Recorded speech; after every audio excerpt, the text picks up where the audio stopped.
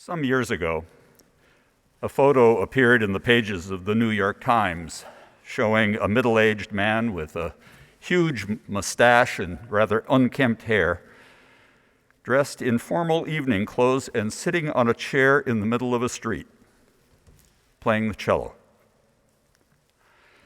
The caption explained that the street was in Sarajevo, Bosnia, in front of a bakery, where 3 weeks before a mortar shell dropped into the midst of a breadline and killed 22 people. The cellist said he didn't know what to do about hatred and violence, except what he'd been trained to do with his cello. And so for 22 days, he'd been coming there, braving ongoing mortar and sniper fire, to play Albinoni's haunting Adagio in G minor. In Seattle, an artist saw that photo and at first reacted as any of us might. She thought the cellist completely mad and his gesture futile.